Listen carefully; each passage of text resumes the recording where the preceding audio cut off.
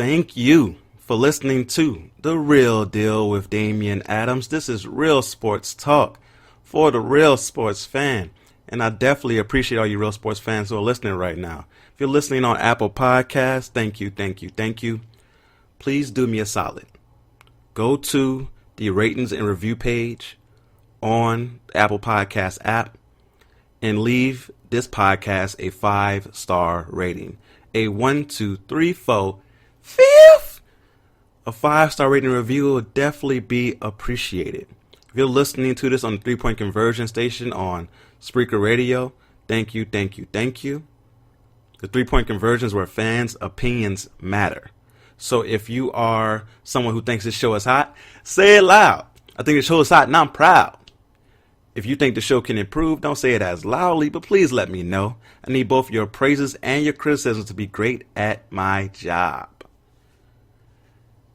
Now, today is a very special episode. It's just me and you. Just me and you. Just me and you. Ooh. You see how I held the note right there? You see the control. You see the vocal control. Now, if this is your first time listening, you might say, oh, that dude's horrible at singing. But it used to be worse. A lot worse than that. So progress has been made when it comes to that. I might get signed one day. Don't sleep on your boy getting that contract out here. You know, you hear the vocals. But I'm very excited about today's show. A lot to get to. And I wanted to start with the return of the NBA season. And we'll get to the format of it, you know, with the 22 teams in Orlando and having so many teams from the West and, you know, just only one extra team from the East. We'll get to that. But had to first get to whether or not the NBA should return in the first place. Now,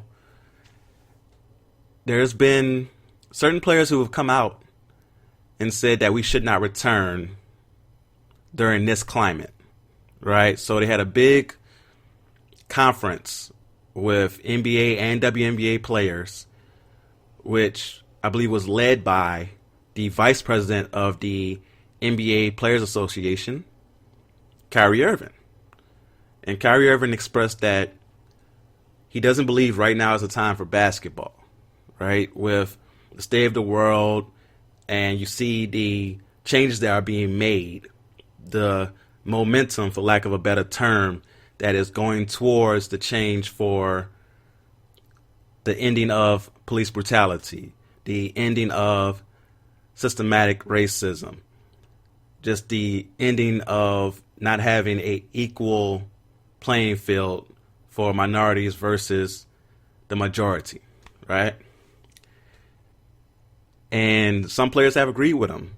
Dwight Howard came out. Let me get his quote here. He said that I agree with Kyrie. I would love nothing more than to win my very first NBA championship, but the unity of my people would be an even bigger championship. No basketball till things get resolved. Lou Williams came out and said that you guys just want us to play ball so you can have distraction and drink beer while you watch us play. So first with Kyrie, I understand the sentiment of what he's saying, right? Because you don't want to distract from the progress that's being shown right now. We're in a very important part of history right now that years from now people will look at in textbooks, in colleges, and teach courses on just the year 2020 alone. And we are a part of that. And athletes, because of their platform, have an opportunity to be a very big part of the change. And he's saying that he doesn't want to distract from that with basketball. With Dwight, it's very noble, right? Because him winning the championship could cement his legacy, especially the second half of his career, right? A lot of people, for dumb reasons, will say that he's not a Hall of Famer.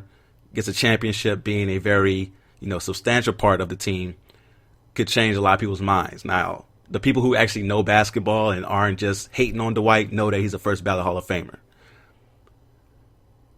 And for Lou Williams to say that, people just need a distraction, you want to drink beer while you play, not the direct quote, something to that extent.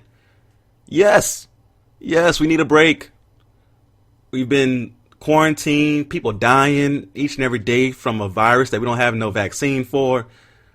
We got, we're hearing about different things going on with police brutality each and every day. You got the horrible deaths of Breonna Taylor, Ahmaud Arbery, George Floyd. We lost Kobe earlier this year. Yes, we need a break. Yes, selfishly, we need that. We want to watch the best basketball players in the world do what they do. I don't think that's a bad thing. That should be something that you should look down upon people who want that break. Our minds can only handle so much disappointment, so much just negativity, and you need that break.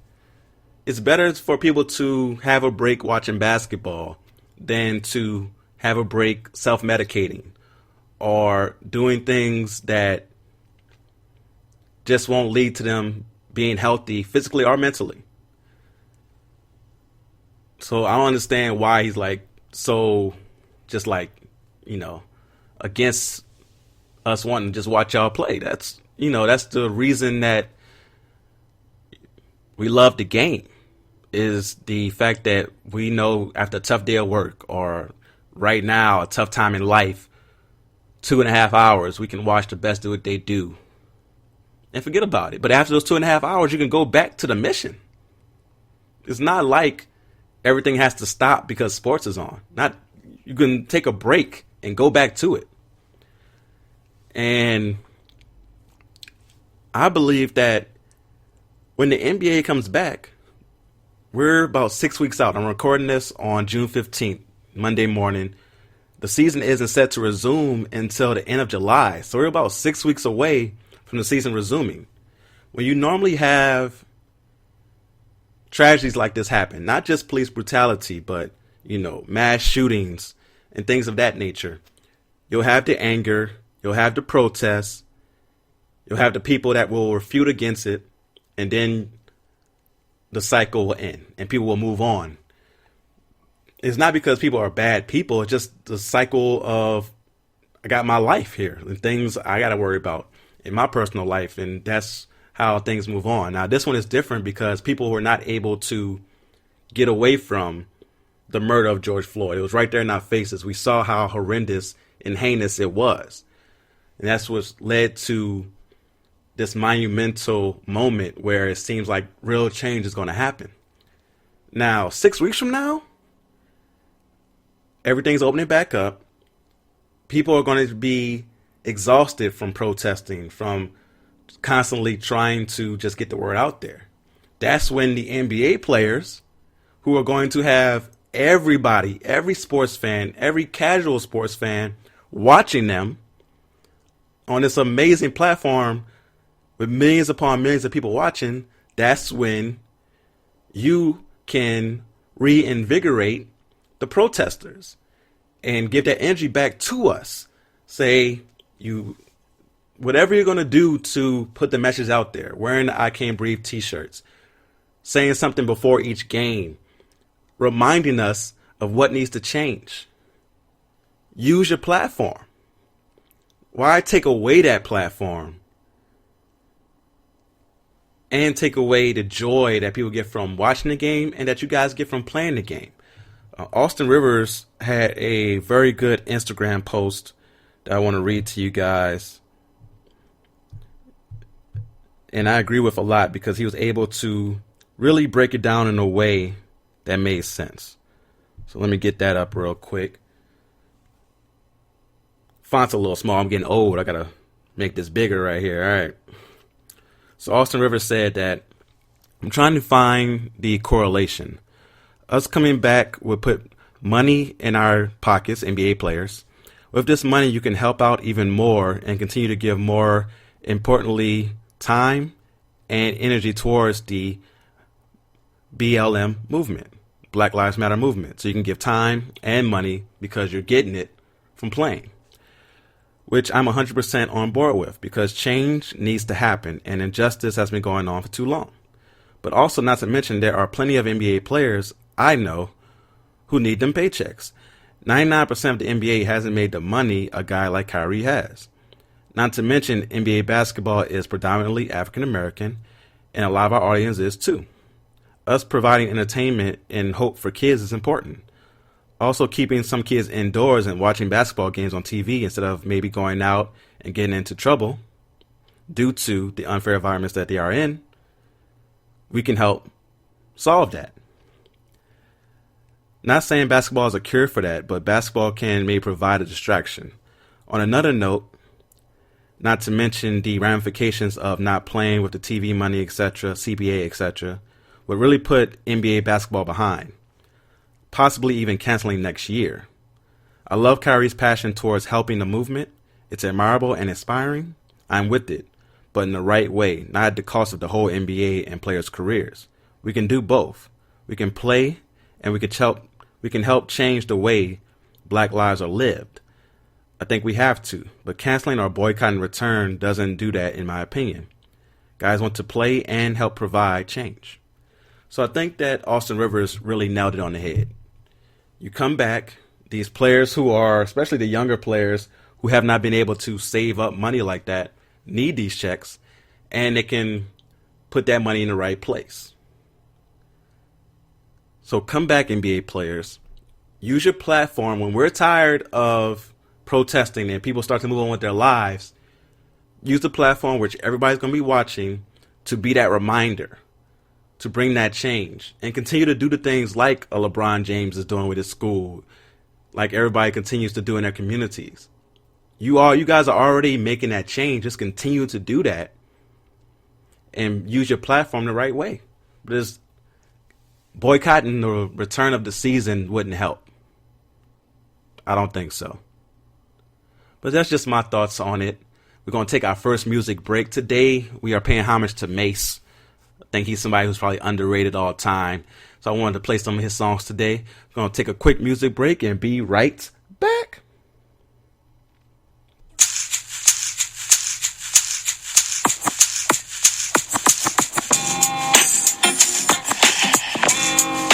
Tell me what you want. Tell me what you want. Just tell me what you want. Tell me what you want. Tell me what you want. Tell me what you want. Tell me what you want from me. Take a look at what you see. Let me know if it's right here. Something you can have for a year. Tell me what you want from me. Take a look at what you see. Let me know if it's right here. Something you can have for a year. Now Mase be the man, wanna see you doing good. I don't wanna get rich, leave you in the hood. Girl, in my eyes, you the baddest. The reason why I love you, you don't like me cause my status. I don't wanna see you with a carriage, living average. I wanna do my thing so we be established. And I don't want you rocking the fabrics. Girl, I wanna give you carriage till you feel you a rabbit. Anything in your path, want you can have. Walk through the mall, if you like it, you could grab.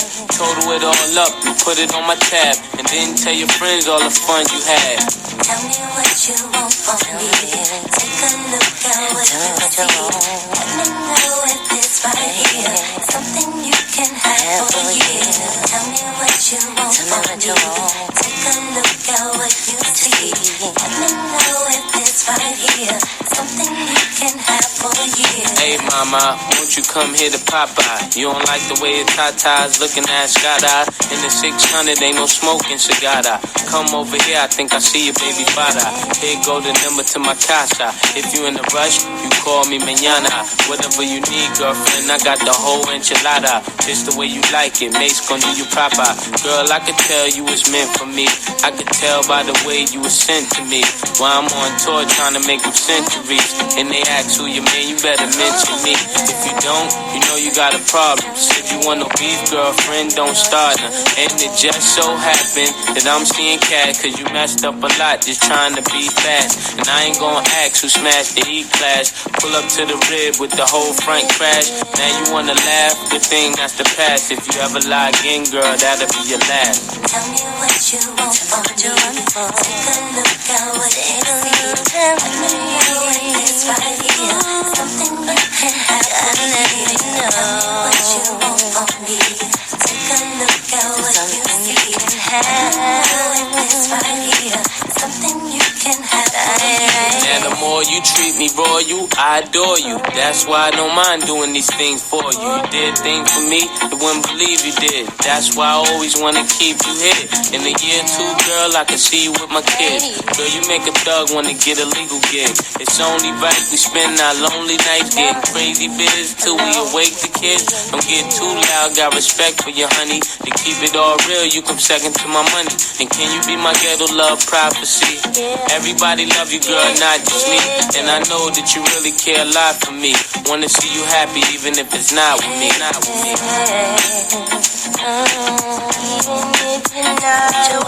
Tell me what you want from me. Take a look at what you see.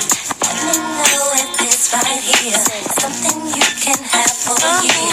Tell me what you want from me. Take a look at what you see. Let me know if it's right here. Something you can have for a year. Tell me what you want from me. Take a look at what you see. Let me know if it's right here. Something you can have for a year. Welcome back to The Real Deal with Damian Adams. Hopefully you enjoyed that music break. That was Mace featuring Total, What You Want. Classic record right there. And now I want to get into the NBA's format of the return. So what they have set out is a 22-team format where you have 13 teams from the Western Conference and 9 from the East, right? So you have in each conference the 8 teams that were already in the playoffs are set to be in the playoffs. And you have the teams that were within, I believe, 5.5 games of 8th place, right? Now, for me, when you hear that number of how many West teams are in compared to the East teams, this just gives us another example of why there should not be conferences anymore. This is no longer a sample size. So basically, since Jordan retired, the Western Conference has been light years better than the East. And you have some years in there where Eastern Conference teams have won championships, right? But the West is always deeper. And this is another example of that. Even the Eastern teams who are in the playoffs right now, at the bottom part of the 8 teams, aren't good. The Nets, due to injuries, right? Kyrie Irving is hurt. Kevin Durant, I don't know if he's going to come back and risk it at this point. We'll see. But they're not going to be a good team to play in the playoffs. Orlando, come on, bruh. We don't want to see Milwaukee sweep Orlando. It's not like we already know the result of those series. Whoever plays, Toronto plays against Brooklyn. We know the result of that series. But if you go 1 through 16, which right now, let's see how that would be set. So right now, if you go 1 through 16, the number 1 team is Milwaukee. And you go down here. As I scroll down,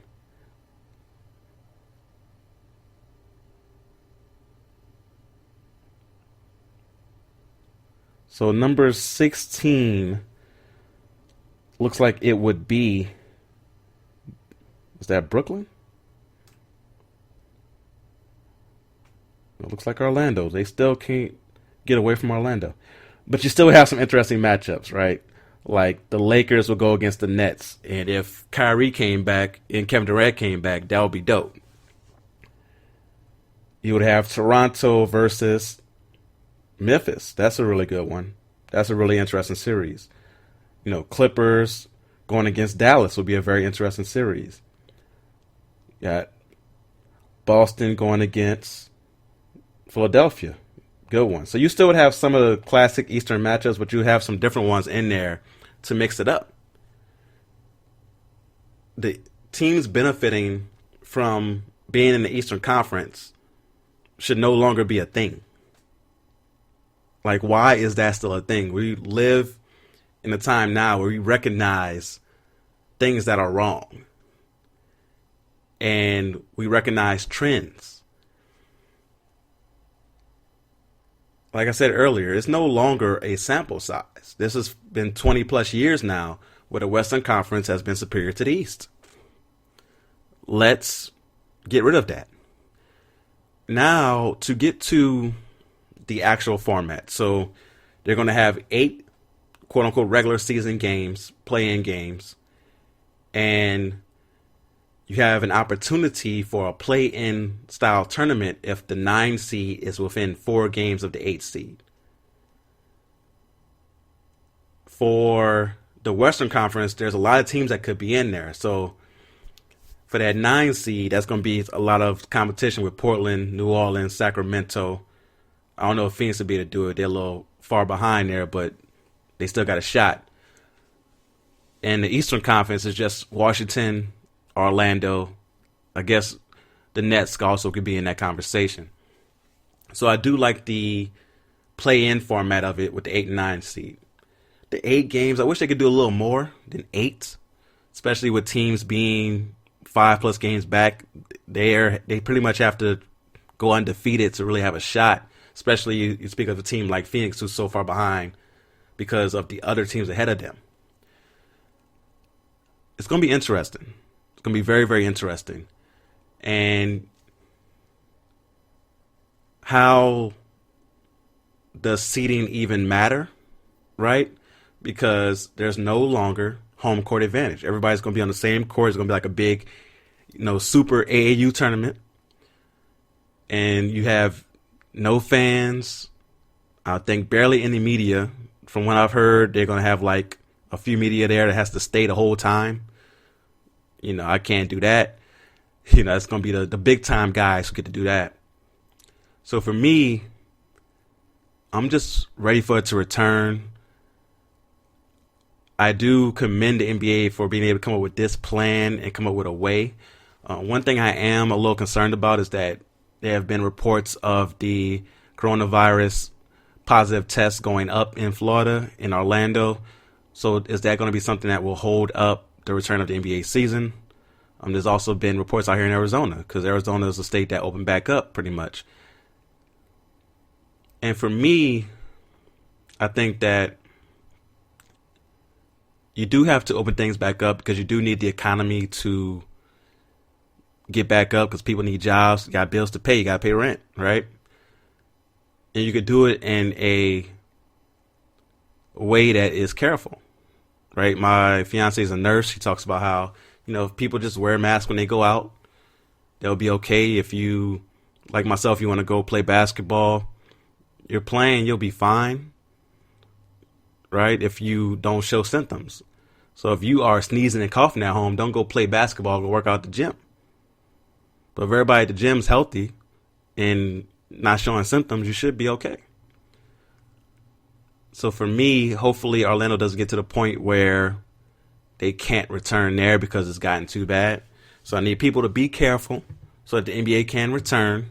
It's going to be very interesting to see this format. I can't wait to see the schedules of these 8 games and who everybody's going to face. You know that I am a New Orleans Pelicans fan. We are one of those teams that's in there. On the Western Conference side, we're currently 3.5 behind Memphis. So if we get to that 9 spot, we can get into that playoff format, and we have played well against Memphis.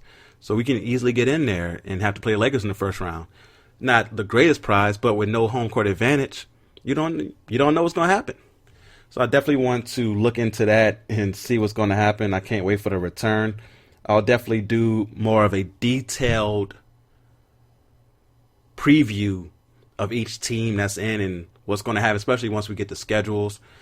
Can't wait. Gives you more to talk about, right? So I'm excited. Again, though, get rid of the conferences. There's no need to have West and East anymore, especially with one conference being so objectively superior to the other. No need to have these conferences, but I like what they were able to do with 22 teams and not making other teams play meaningless games. So the NBA definitely has been able to do the right thing here. And just to touch on something from the last segment, the NBA has been the one league where they were known for being progressive.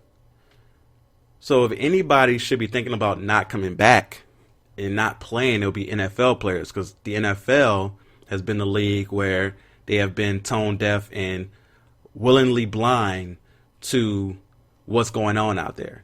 The NBA has not. Adam Silver has done a great job of making sure that the NBA always says the right thing about the issues and does the right thing, more importantly. Donald Sterling, that stuff came out, they made sure they did the right thing. They let the players do their protests by wearing I Can't Breathe t-shirts, or like when Miami wore the hoodies for Trayvon Martin. They're not going to frown upon that like the NFL did. Now, the NFL wants to say the right things now because, you know, a bunch of stars came out, did the video demanding that they see what they did wrong, but still never acknowledge what they did to Colin Kaepernick. So the NFL players, I believe, have more of a case about, oh, maybe we shouldn't come back, and show you what, you know, Goodell said is true, that we don't have a league without black players. The NBA is the same way, but the NBA recognized that already. So I don't think you should punish the NBA like the NFL maybe should be punished. Just, you know, some thoughts on the NBA coming back. So we're going to take our next music break. And when we come back, should there be an asterisk next to the 2020 NBA champion? Think about it. We'll be right back. You ready, Mace? Party people in the place to be. It's about that time for us to. Yeah, what you know about going out? Head west, red legs, TVs, all up in the headrest. Try and live it up, ride jewel, pick a truck, piece all glittered up. Stick a kid, nigga, what? Jig with a cut, slip crisp, spit it up. Hoes rock, get your nut till I can't get it up. I'm a big man, get this man room. I done hit everything from Cancun to Grand Tune. Why you stand on the wall, hand on your balls, lighting up drugs, always fighting in the club. I'm the reason they made the dress code. They figure I went wild when I'm in my fresh clothes. Dresses, I suppose, from my neck to my toes. Neck full of gold, baguettes in my rolls. Rec shows, collect those, extra O's. By the E, get a key to the Lex to hold. East, west, every state, come on, bury the hate. Millions, the only thing we in the hurry to make. Whether from the ex-friend, intellect, or bins. Let's begin, bring this BS to an end. Come on. Bad, bad, bad, bad boy. Yeah. You make me feel so good. Bad You know boy. you make me feel so good. You know you make me feel so good. That's what we do. Bad, bad, bad, bad Come on. boy. I wouldn't change you if I could. I wouldn't change you if I could. I wouldn't change you if I could. Come on. Can't understand, we be Rod Kiki, sipping DP to the TV look greedy. Little kids see me way out in DC with a Z3 Chrome BBs. They wanna be me. Niggas talking shit, they ought to quit. Unfortunate, they don't see a fourth what I get. And those be the same ones walking while I whip. Just started seeing cars cause they auction it. So while you daydream, mama say they gleam, and I deal with hoes that pose in Maybelline. One time you had it all. I ain't mad at y'all, now give me the catalog. I show you how daddy ball. 6 cars and power to 5 big stars. Sit up CEO style, smoking on cigars, nigga. It's like y'all be talking funny. I don't understand language of people with short money. Come on now. Bad, bad, bad, bad boy. Yeah. You make me feel so good. Come on. You know you make me feel so good. You know you make me feel so good. That's what we do. Bad, bad, bad, bad Yeah. boy. I wouldn't change you if I could. I wouldn't change you if I could. Come on. I wouldn't change you if I could. Dumaze got the ladies. Do puff drive Mercedes. Take hits from the 80s. But do it sound so crazy? With me personally, it's nothing personal. I do what work for me, you do what work for you. And I dress with what I was blessed with. Never been arrested for nothing domestic. And I chill the way you met me. With a jet ski, attached to a SC. Smoke my Nestle. No mad rap, ass cat, where my check be? Problem with y'all, I said directly. Went from hard to sweet, started to eat. From no holy shows to menage a suite. Now I be the cat that be hard to meet. Getting head from girls that used to hardly speak. Come on. Bad, bad, bad, bad Yeah. boy. You make me feel so good. You know you make me feel so good. You know you Bad make me boy. feel so good. That's what we do. Bad, bad, bad, bad boy. I wouldn't change you if I could. I wouldn't change you if I could. Come on. I wouldn't change you if I could. Let's go. Bad, bad, bad, bad Yeah. boy. You make me feel so good. You know you make me feel so good. You know you make me feel so good. Come on. Bad, bad, bad, Don't stop. bad boy. I wouldn't change you if I could. I wouldn't change you if I could. I wouldn't change you if I could. Welcome back to The Real Deal with Damian Adams. Hopefully you enjoyed that music break. That was Feels So Good by Mace. Another classic record right there. So now I want to get more into the NBA. As an NBA heavy episode. And with the season having to take a pause in March and set to resume in July, this being unprecedented. There are some people saying that the champion this year should have an asterisk next to it, right? Saying that this champion isn't a real champion. For me, the champion this year should have bonus points added to their legacies. So you have certain years where people try to take away from that champion, like 99 when the Spurs won. You had the strike shortened seasons, only 50 regular season games, but your playoffs were still your regular season playoffs. It was a weird playoffs. You had an 8 seed make the finals, but you still had the playoffs. This year, you played most of the regular season. You're going to have the playoffs like they normally are. And outside of that, there's no home court advantage. So when you talk about a team winning and not having any advantage, the only advantage that the top seeds have is playing against lower seeds. So it's still good that Milwaukee has the 8 seed, or the 1 seed, to play against the 8 seed like Orlando or Brooklyn or Washington. Because they're going to sweep whoever gets the 8 seed out of those 3 and have an easy series, or they should. But they won't have the benefit of home court advantage. So that does give the other team more hope, I believe. So you have a team like, say, Houston, for example. Houston has their weird small ball, micro ball lineup, and they can get rolling, right? They can get rolling, hitting threes, and you're not able to use your home court advantage, the fans, to stop that momentum. You could take a timeout, right? But it's not going to have the same effect as being home. Being able to, sometimes the officials get influenced by being at the home team's arena and the fans booing or cheering calls. They're human. It happens. That's not going to be there. So this year's champion, in my personal opinion, should have extra bonus points for being able to go through this break, deal with everything that's going on in 2020, COVID, the protests, just mentally and physically dealing with the break. Come back. Make sure you still have your same seating with the 8-game play-in time. Then go into the playoffs. Playing in this bubble. Going to be super uncomfortable. Can't go home. So teams that would normally have that home court advantage and you get that home cooked meal, no one can go home to wifey and get that home cooked meal. Now, I believe some families will be able to get inside the bubble, but you're still not going to have that same home environment that you would have at home.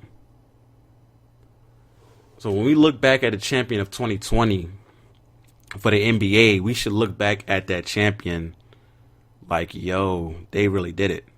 They made sure that they were able to win a championship with no home court advantage, show that they were truly the best team, especially if a top seed wins. If the Lakers or Milwaukee wins, they showed that they were the best teams all year. And were able to come out and truly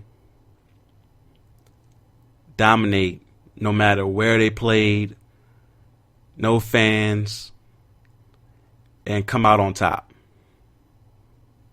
with everything going on. So instead of an asterisk, you should put like a plus sign next to the champion, like they did it in 2020. They were really the best when you think about what they had to go through that year to win a championship. I'm not going to go as far to say that it should be counted as 2, but it's definitely up there with any championship in history when you think about these champions, or it's beyond any championship in history. my little 2 cents on that as I continue just to ramble on. That was a short little segment there. So we're going to take our next music break and get into my unpopular opinion that I wrote for the 3-point conversion and did a video for. And if you missed those, you'll get a chance to hear it here. What is that opinion, and am I crazy? We'll see when I come right back. Hey, yo, Mace. You know what I don't like? Why you over there looking at me? I don't like when, you know, I'm in a club. Why you over there looking at me? And I'm with my honey. You know the haters. They wanna be tough guys all of a sudden. Why you over there looking at me? Hit you with the ice grill, you know. Why you over there looking at your boys and with my girl standing here?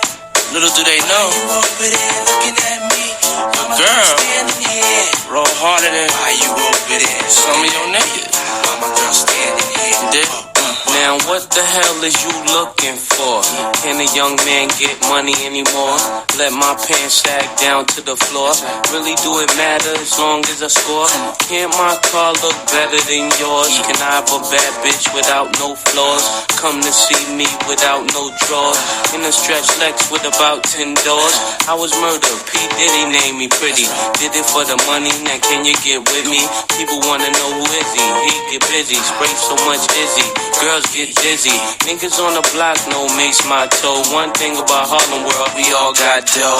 98 Tahoe, Tommy and a Roscoe. Case I'm ever chased by Donnie Brasco. Why you over there looking at me? Why my girl standing here? Baby, come on. Why you over there looking at me?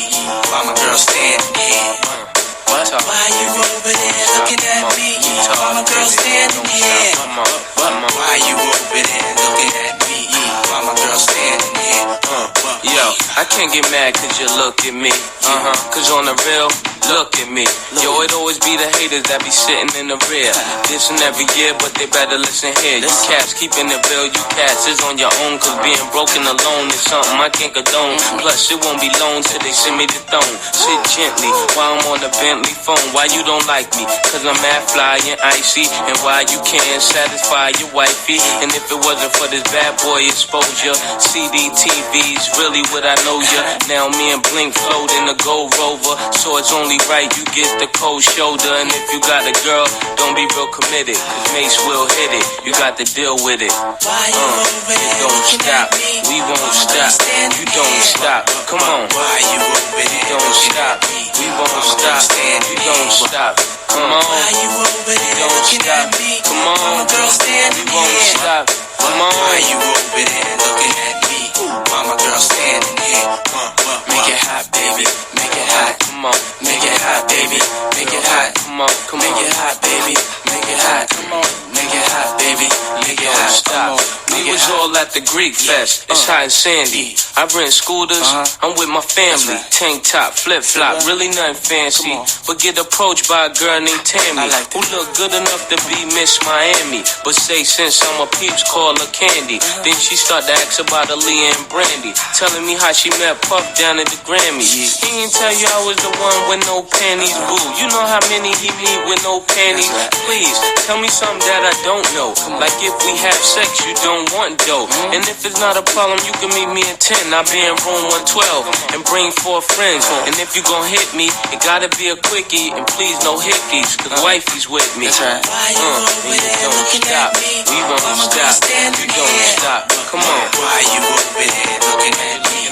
Why my girl standing here? Do you like what you see? Why you over there looking at me? Why my girl standing here? You don't like what you see? Why you over there looking at me? Why my girl standing here? Why you over there looking at me? Come on. Why my girl standing here? Do you like what you see? Why you over there looking at me? Why my girl standing here? Then why you like what you see? Why you over there looking at me? Why my girl standing here? Do you like what you see? Why you over there looking at me? Why my girl standing here? Welcome back to The Real Deal with Damian Adams. Hopefully you enjoyed that music break. That was Looking at Me by Mace featuring Diddy. So I teased before the break that I had an unpopular opinion that people really didn't. Some people took the time to hear it out. Some people didn't. So hopefully if you're listening to this podcast, you will hear it out. So my unpopular opinion was that Floyd Mayweather Jr. is not only the greatest boxer of all time, he's the greatest athlete of all time. And some people thought right away, like, that was nuts, just off the headline, right? But hear me out.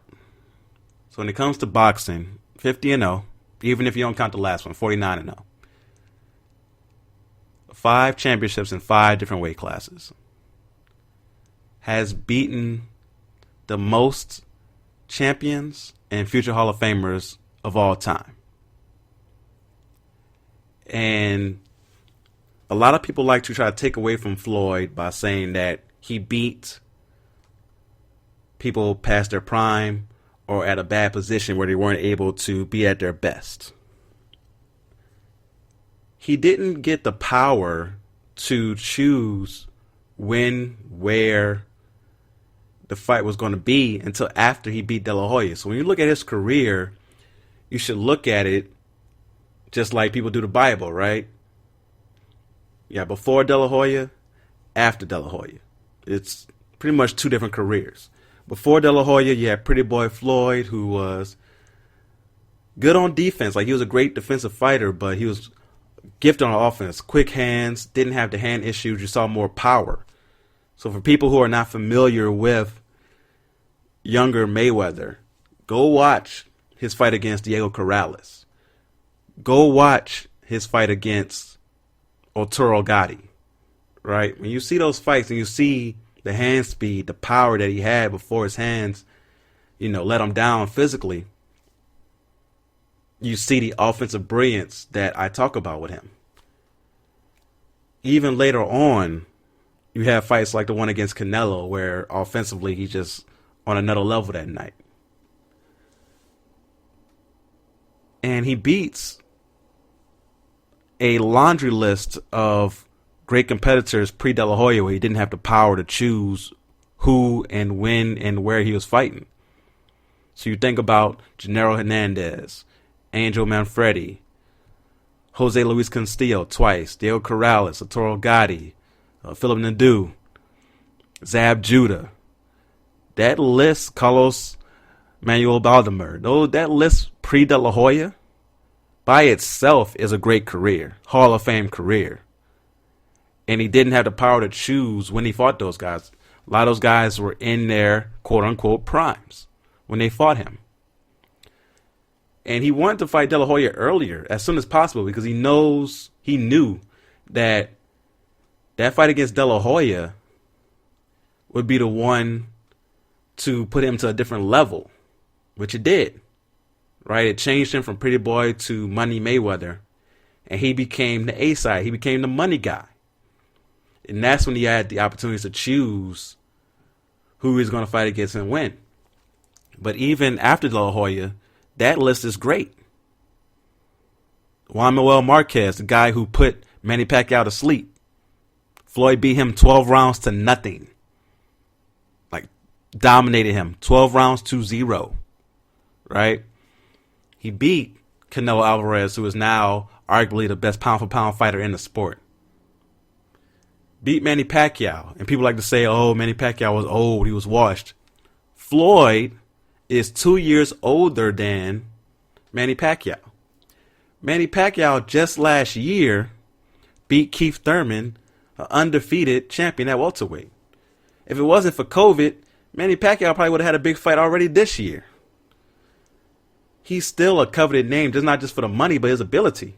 So it's going to be somebody trying to fight Manny Pacquiao, either Terrence Crawford, Errol Spence, Keith Thurman trying to get a rematch, because his ability is still there. So not only if you beat him do you get the credit for beating Manny Pacquiao and get the money for that, but you get the credit for beating a guy who's still very, very good. Great. At this time. So he was even better when he fought against Floyd. Floyd just has to be that great. And when you look at the sport of boxing, right, the key is to hit and not get hit. No one has done that better than Floyd Mayweather.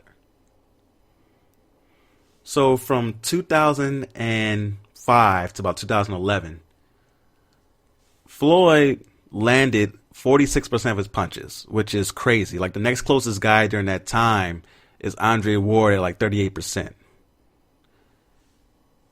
He also got hit the least, only 16% of the time, where opponents able to land a punch on him, which no one is close to. His dominance is unprecedented in this sport. And it's a sport where you're putting your life on the line each and every time you go in there. And his precision on offense is like a Drew Brees passing the ball, like a Michael Jordan with his shot and efficiency. His defense is like a Deion Sanders being a shutdown corner, like a Kawhi Leonard being a shutdown perimeter defender. So when you are able to compare him to others in that way, that's what makes him the greatest athlete of all time, in my opinion. Just my opinion. But people definitely shouldn't just shut it down off the fact that you don't like Floyd. You're talking about in the ring. Now, I know a lot of people are going to say, what about Muhammad Ali? Muhammad Ali has a great argument, right? And we don't know what would happen if he didn't have to be away from the ring for 3+ years because of the BS that was going on at that time. Muhammad Ali, he is one of the greatest of all time. But what makes people so attached to him isn't the boxing. Like, it's the combination of the boxing, the charisma, the trash talk, along with what he stood for and what he did outside of boxing for civil rights. Floyd isn't that, right? But it's not a comparison of who's a better person. It's about who had the better career in boxing. And because of Floyd's resume and being undefeated, I gotta go with Floyd. Some people are going to bring up Sugar Ray Robinson. Hard to argue against Sugar Ray Robinson. He had 1 million fights and didn't lose that many compared to how many fights he had. A lot of those fights wasn't the best competition, right? And he did have some losses there to good competition in his prime. And also fought way too long, and that's why he has, so many losses on his record. But it's hard to argue against him. But Floyd still has a better resume. Who else can you put in that conversation for greatest of all? Some people like to put Mike Tyson there. Mike Tyson probably had the most dominant 5-year run. Right? From 85 to the beginning of 90, Mike Tyson was that guy. Most intimidating boxer of all time. And he still has that. Even at this age, I wouldn't step in there with him, right? But once he got beat, once somebody stood up to him and Buster Douglas beat him, he was no longer that guy. He had some good wins after that. I'll give you against, Razor Ruddock. Those were good fights. But when he got against the elite guys, Vander Holyfield, Lennox Lewis, you saw the gap between them and him. And I hate the excuse of, he went to prison, which I'm pretty sure it took a toll on him. But he had 4 fights after prison before he fought Holyfield, where he looked great in those fights. Won the heavyweight title. Like, he came into the fight against Holyfield with a belt. Was the favorite, like a 30-1 favorite against Holyfield. Like, people act like this didn't happen. And Holyfield went out there and beat him and knocked him out in the first fight, fair and square. Now, we all remember what happened in the second fight. Tyson got frustrated, bit a piece of this man's ear off. Mike Tyson and Lennox Lewis are the same age. And Lennox Lewis was able to dominate him when they fought. So for Mike Tyson, I can't put him in a GOAT conversation because it was a very dominant period, but it was a very short period of dominance. Floyd was dominant for 20 years. Someone else you could throw in the conversation is my favorite boxer of all time, Roy Jones. Roy Jones had a great period, right? He was dominant for a very long time. He was the boxer of the decade in the 90s. Didn't lose until 2004. He had 1 loss on his record, but it wasn't a true loss. It was disqualification to Montel Griffin. came back, said, I'm going to knock you out in the first round, knocked him out in the first round. So his first true loss came in 2004 when he got knocked out by Antonio Tarver in their second fight. At 34, Floyd was still out here doing his thing. He was 36 when he beat Canelo. So because of that, Floyd probably wasn't as good as Roy at his peak, because Roy's power speed combination is something that we probably haven't seen. But Floyd's consistency throughout his career is what puts him over Roy Jones, in my opinion. And Roy Jones is my favorite boxer of all time. The reason I fell in love with boxing is Roy Jones Jr. But I have to give Floyd that nod, right? So when you go to athletes outside of boxing for the greatest athlete of all time argument, some people brought up Serena Williams. That's a very tough argument. Serena is definitely in my top 5 athletes of all time. Can't really argue against her, but my argument for Floyd is pretty solid. Some people brought up Deion Sanders because he played both baseball and football. The two-sport argument is one that disqualifies a lot of people because nowadays elite athletes aren't going to play two sports on a professional level. There's a reason why Russell Wilson and Kyler Murray had to choose between baseball and football. Especially at quarterback. So you're not going to see athletes today do that. Certain sports don't allow you to play another sport professionally. Boxing, you're not going to have a basketball team allow you to box also. Like, it's not going to happen. So I don't think that should disqualify Floyd. Some people bring up Bo Jackson. Bo Jackson may be the most gifted athlete, but he wasn't able to play long enough to achieve enough to be the greatest athlete of all time. Now, when we talk about just pure gifts and pure athleticism, he's up there, right? For me, I think Michael Vick is up there when you talk about just pure gifts, pure athleticism. But neither of those guys were able to accomplish what Floyd did, right? And for football players, when it comes to championships, they have to depend on so much more than just themselves. So it's hard for them to be the greatest athlete of all time compared to somebody who does it by themselves. Like Tom Brady is somebody who people may throw in the conversation. Tom Brady had great defenses all throughout his career. Top 10 defenses for the majority of his career in New England. So it's not like he went out there and was just out-dueling everybody. Like, someone like if you're going to go back in the day, Dan Fouts had to do because his defenses weren't the best. He wasn't doing that. He didn't have to deal with that. He put up some great numbers and had some great games, but most times he had a good defense, good to great defense, that was backing him. So for Floyd to go out there by himself and dominate in this way and dominate the fighters that he dominated, the greats, the Shane Mosleys, the Oscar De La Hoyas, the Canelos, Zab Judas, Arturo Gattis, Diego Corrales, those guys, all Hall of Famers. Man, it's hard to argue against Floyd for me, man. So I got Floyd Mayweather as my greatest athlete of all time. So please let me know if you think I'm crazy. It's okay. I've been called worse. It's fine. We're going to take our last music break. Oh, no, it's not our last one. Excuse me. We're going to take our next music break. When we come back, should Colin Kaepernick come back to NFL if asked? Good question. We'll be right back.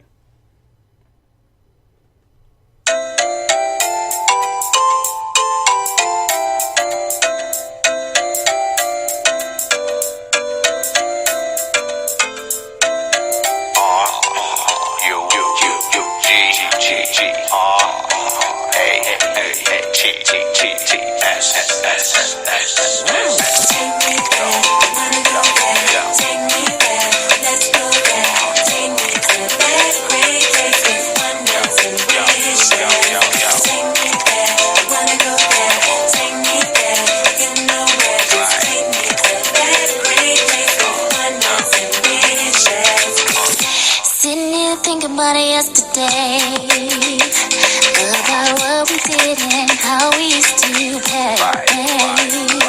Just the thought of you brings a smile smile upon my face. It's how it makes me feel to see you every day. Oh, yeah. Nobody knows. And what we do is we take me and you. Come on and take my hand to that special place where smiles come to life and dreams come true.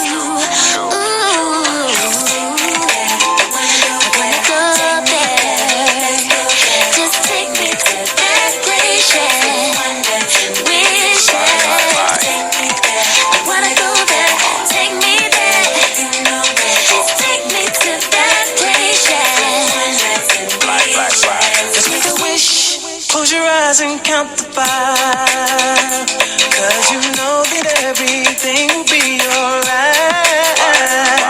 I see the magic in your eyes, strong enough, you know, to bring your dreams to life. Oh, yeah. Nobody knows what we do. Take me and you, come on and take my hand. This dream to ever go away. Oh, yeah. Take me there, let's go all the way. I wanna go, I gotta go. Take me there. I wanna go there, take me there. All the way. Oh, yeah. Girl, get a worm with all exposure. Dill is the one that drop in the stroller. Tommy got the whole world on his shoulder. Cause Bill cried to sleep till his eyes were bleak. And I couldn't bring Chucky to Petro.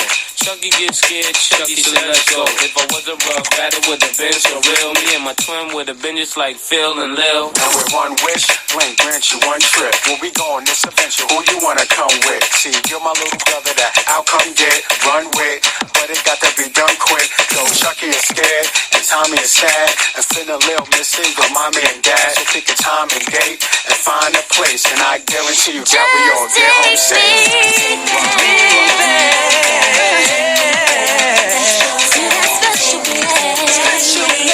I wanna go, I gotta go. Let's go, let's go. I wanna go there, I wanna go there. can we go there? Can we go there? You want me to take me? I wanna go, I need to go, I gotta go, I wanna go now. Let's go, Let's go, let's go, let's go. oh, yeah. Oh, yeah. Take me there. Take me there. Go. Welcome back to The Real Deal with Damian Adams. Truly appreciate you listening to the show. Hopefully you enjoyed that music break. That was Take Me There by Maya, Blinky Blink, Mace. I could have played some other hard Mace songs, but that one right there just makes me feel good. You know, if you're a 90s baby, that song just takes you back. Rugrats movie, Orange, VHS tape. Classic. So, for the last topic of the day, I wanted to talk about, should Colin Kaepernick come back to the NFL? So, I touched on it a little bit earlier. The NFL players, Michael Thomas, Deshaun Watson, most importantly, Patrick Mahomes, along with a good amount of other players as well, I don't want to leave them out, made a video basically saying that they need the NFL to support black people, black players, and admit how wrong they were about how they handled players wanting to protest and players wanting to bring attention to all the things that are being brought to the light now. Roger Goodell came out, made a video saying that the NFL was wrong for how they handled the initial protest. Never said they were wrong for how they treated Colin Kaepernick, though. Didn't mention him by name. But I could see the NFL trying to save face and signing Colin Kaepernick. Now, Colin Kaepernick has been out for a full 3 years now, right? He stayed in shape. He did the tryout last year, which I thought was a sham. Setting up at week 11. Like, really? So if a team wants to sign Colin Kaepernick, should he come back? It's a tough question because you don't want to be used by the NFL so the NFL can look like they're down with the cause, right? The NFL has, they did a video with Roger Goodell apologizing. You had a former exec saying that team should have signed Colin Kaepernick. But now, because it's becoming the cool thing to do and recognizing what's going on, you don't want it to be trendy. Is it going to be a trendy thing to do to sign Colin Kaepernick? And there's only a few teams who could truly use him as a starter. A lot of teams need a backup. So with him being off for 3 years, I wouldn't mind if they're like, okay, we're going to bring you in as a backup. If you could beat out the starter, you can beat him out. But a team like New England, for example, if they bring him in, he's probably better than Jarrett Stidham right now, right? Unless Stidham is just that dude that we don't know about, right? But I don't imagine New England making that move, even though Robert Kraft has a history of being, quote-unquote, down with the cause. Is he the one to make that move? You got Jacksonville, but they want to check out and see if Minshew is truly a franchise quarterback. Minshew had his moments. He has a look. He's very somebody who could be very good with advertisements, sponsorable, if that's a word. But is he truly a franchise quarterback? Probably not. And Jacksonville wouldn't be a good situation for Kaepernick because they suck, right? You don't want him to go in being a starter on a horrible team because then you'll have the people saying, see, he wasn't good enough, even though he was on a very bad team in San Francisco his last year playing. So for me, I can't tell him not to come back because obviously he loves football, right? I just got finished earlier saying that the NBA players should come back, right? But the difference is it's a whole league versus one player. With Colin Kaepernick, his legacy is now much bigger than football. But could he have a Muhammad Ali-esque comeback, right? Muhammad Ali had to be away from boxing for more than 3 years because of what was going on with the Vietnam War and him not wanting to join the military and be a part of it, which now looks ridiculous. And we see that Muhammad Ali was on the right side of history. That tide is turning for Colin as well, where people are seeing that Colin Kaepernick was on the right side of history. I talked about in the last episode where now people are coming out and saying, I see that it wasn't a protest or it wasn't disrespectful to the flag or disrespectful to the military, even though, again, we were screaming that for years that it wasn't about the military. He went above and beyond, changed a former protest from sitting to kneeling out of respect for the military, and people still turned it into disrespecting the military. Just still makes me angry. But now we see that tide turning. So if he comes back and he plays well, he's a legend. He's already a legend as far as just what he's been able to do for the Know Your Rights campaign and bring attention to all the issues that are being illuminated now. But if he comes back and plays well, that legend is raised to the umpteenth power because he stayed in shape, came back and proved that he was good enough to play while using his platform to make change. If he comes back to the NFL, he's going to be on the press conference every week, being able to bring attention to the issues. His platform is big now with his social media, but imagine how big it is once he gets back in the league. So for me, I wouldn't want him to be used as a token or be put in a situation where he's set up to fail, because that could be also what happens, where people stack the deck against him just so they can say they gave him a chance. But if he fills out the situation and sees that he has a true chance to play or a true chance to go in and be a backup and be that, reliable backup that's needed, and he's able to use the platform of the NFL to speak to the issues, and you'll know he's going to have a mic in his face each and every week, come back. Come back and let the NFL try to make up for the wrong that they did. At least let them try.